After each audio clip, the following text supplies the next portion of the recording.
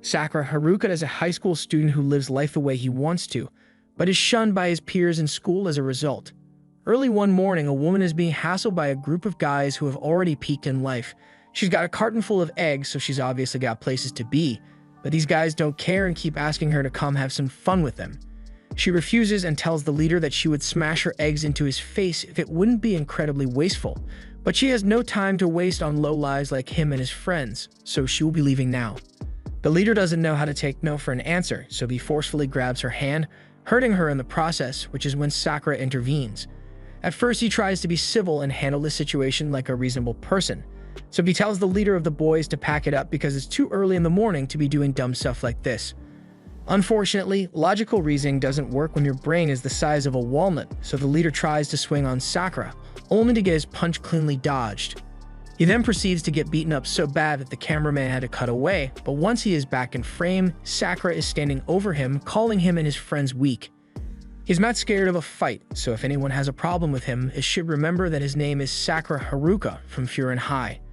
Afterwards, he simply begins walking away without saying a word to complete his badass moment, but the girl who had been watching everything happen the whole time finally snaps out of her daze and chases after him.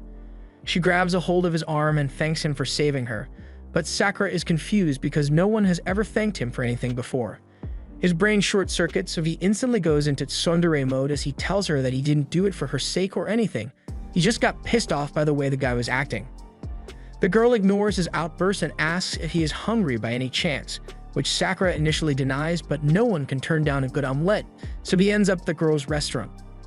While making small talk, she realizes that Sakura isn't originally from this town, which explains why she hasn't seen him around before.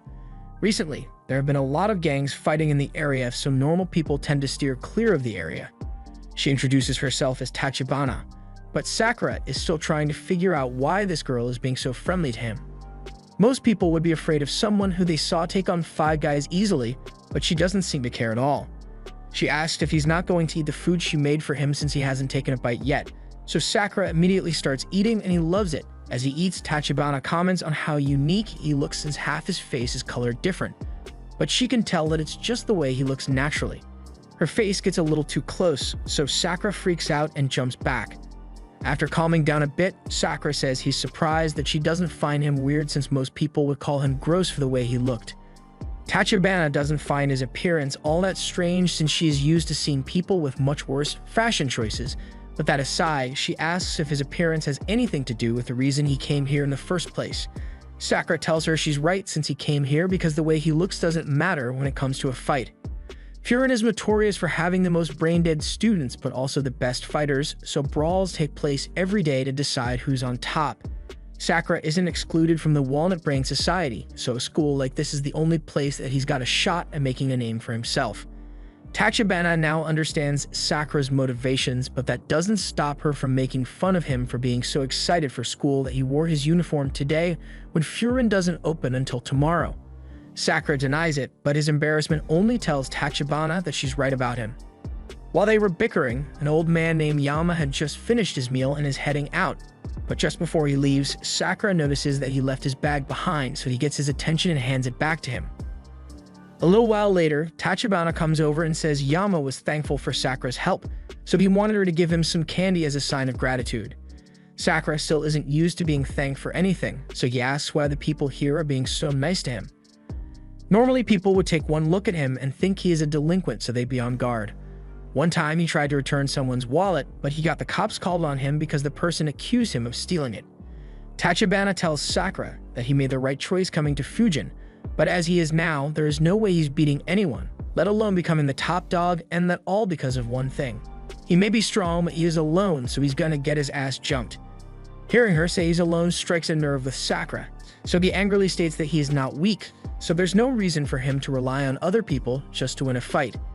She admits that Sakura may have the strength to back up his claim, but it would be best if he goes to meet some other kids from Furin, then he will understand what she means. While walking home, Sakura finds himself confronted by the gang leader from earlier, and this time he has brought the entire squad for the sole purpose of jumping Sakura. He isn't really in the mood to deal with this right now, so he just tries to ignore them and walk away, but the leader stops him just to start making fun of the way he looks. Honestly, this is what Sakura was waiting for, since this jerk is the kind of person he has been dealing with his entire life. They always look at him with disgust, so he has given up on trying to fit in. People just make assumptions based on what he looks like, so if the world wants him to be a delinquent, he's going to do just that. He punches the leader straight in the face once more and proceeds to take on the entire gang all at once, and he's actually winning.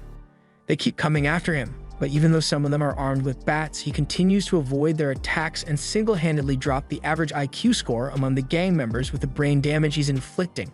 While all this is going on, Tachibana was inside her store cleaning up the dishes, and while I've got nothing against her, this dumbass decided it was a good idea to go outside and check what's going on.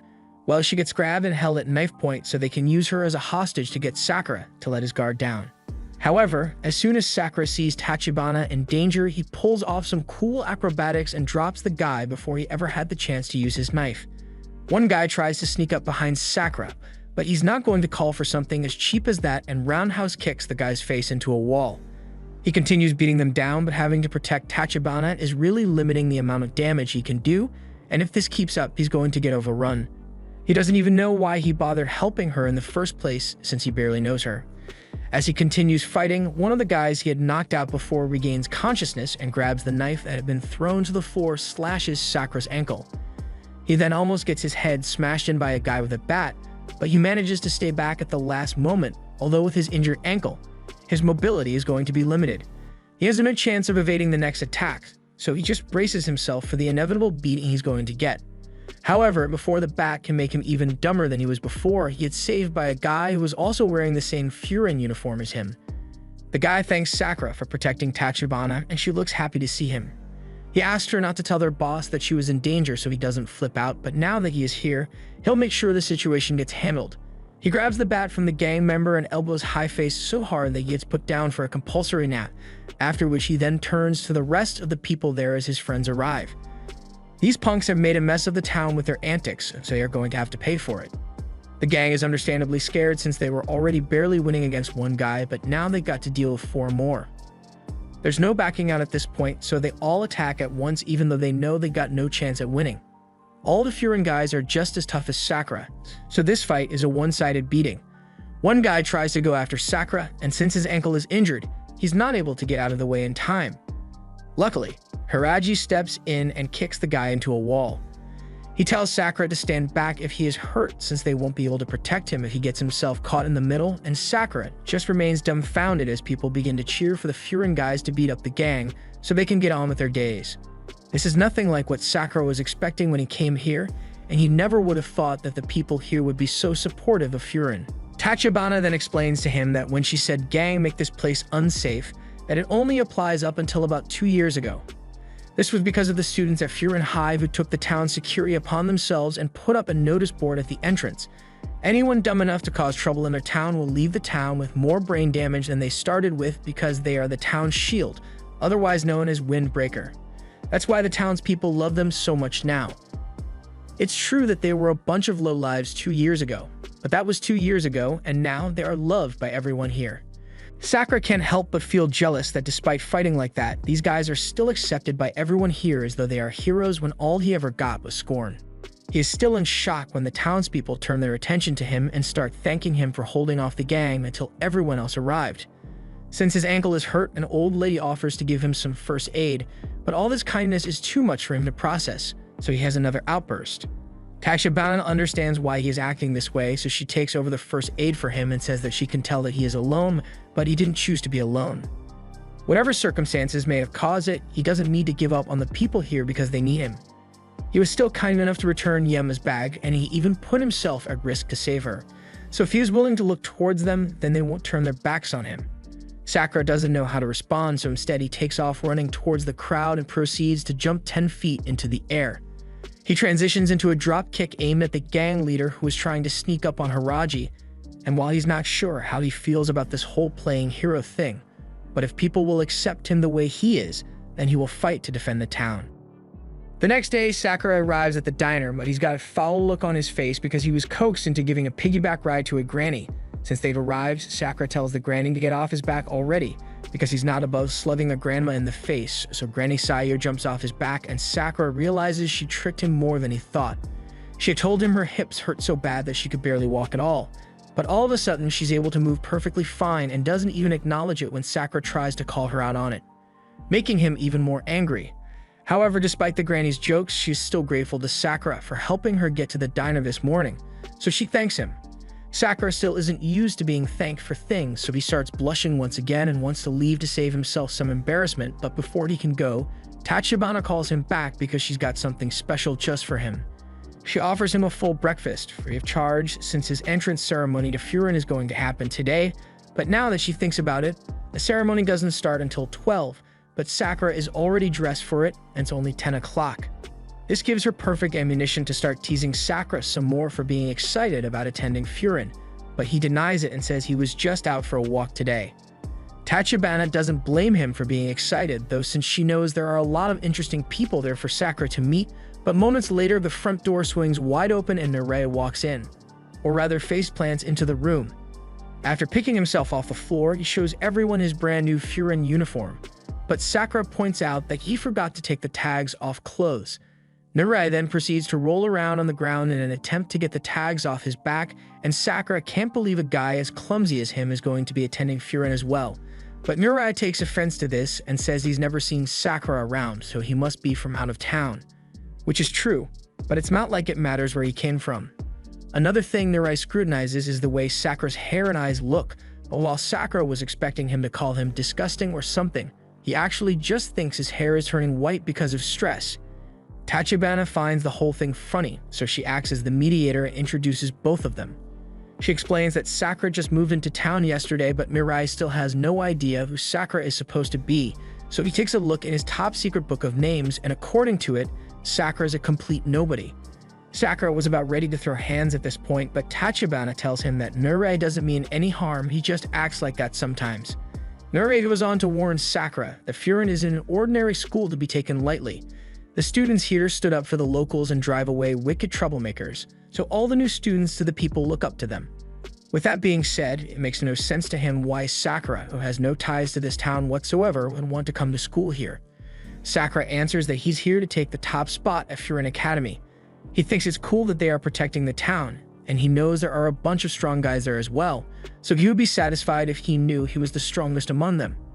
Mirai thinks he shouldn't set goals for himself that he won't be able to achieve, because if he does, then the stress will make him go bald.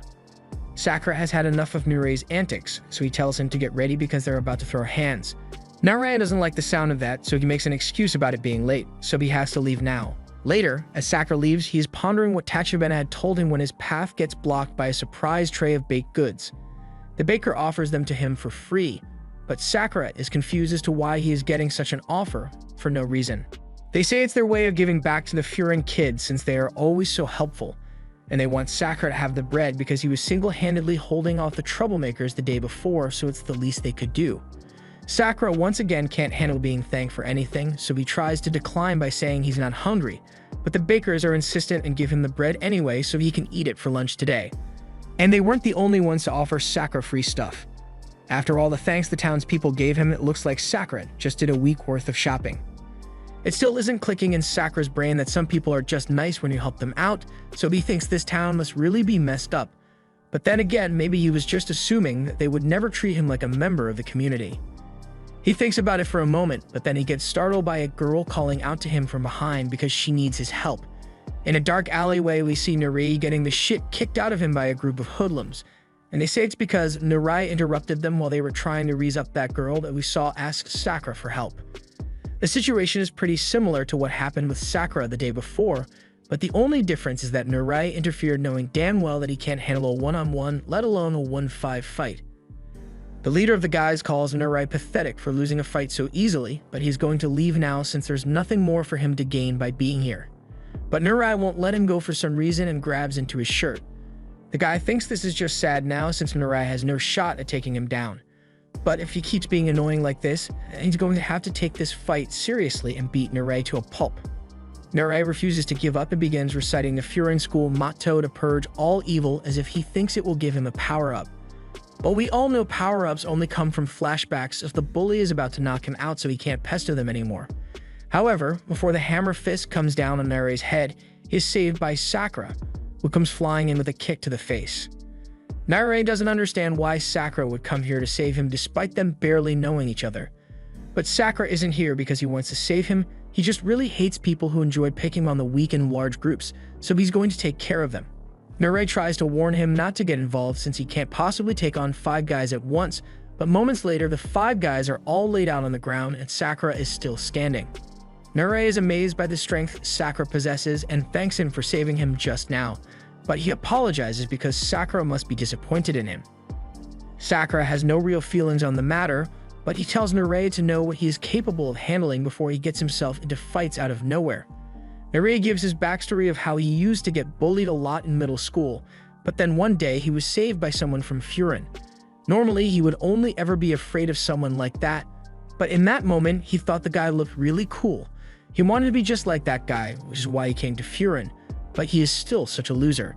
Sakura thinks about it for a moment and realizes that he may have judged Narei a little too harshly at first. He may not be much of a fighter, but he still had the guts to help someone in trouble and not back away from a fight. At least in Sakura's books, that makes him a decent guy. The girl from earlier comes running over to see if Narei is alright, and since he doesn't want to be seen crying, he says he is alright. The girl is thankful to him for stepping in to save her when those guys started hassling her, and Sakura as well for helping save Narei when she asked. Once more, Sakura is embarrassed by being thanked, so he tries to leave, but Narei calls out to him and pulls out his top-secret book so he can start recording everything there is to know about Sakura. From his height to the type of girl he likes. Sakura doesn't appreciate getting his info documented like this, so he smacks Narei on the head, but Narei says he was just doing it because he enjoys gathering the data of people he looks up to. And that gets Sakura to let him hang around since he's not that bad. Narei may not be of much use in a fight, but he is sure he can help show Sakura around town since he is new here. But for now, they have to head to school since the entrance ceremony will be starting soon.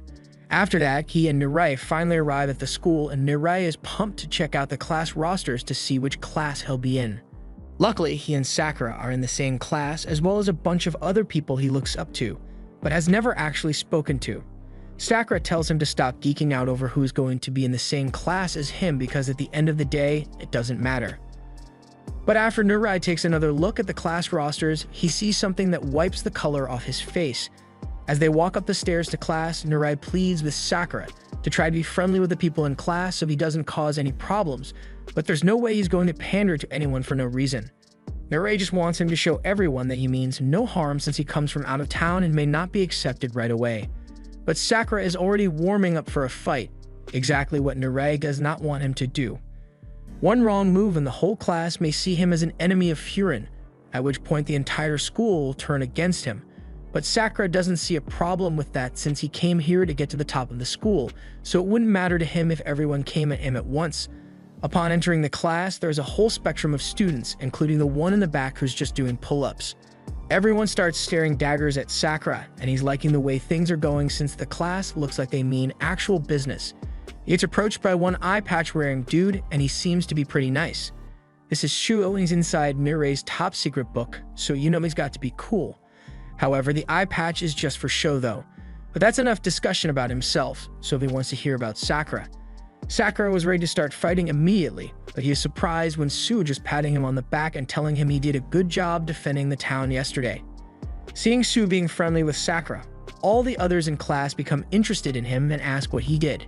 Sue explains that he was the one who single-handedly held off that gang that attacked the town, so they all have a good amount of respect for him immediately.